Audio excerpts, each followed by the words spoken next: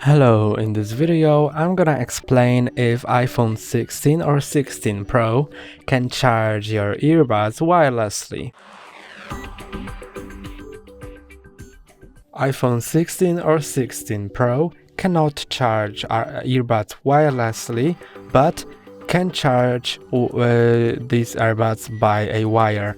So here are earbuds in its charging case, and they are USB-C, and the iPhone 16 is USB-C as well, so I'll need a cable that's USB-C on both ends, and the first end should be plugged into the iPhone and the second end into the earbuds, and you can see that they start charging using iPhone's power.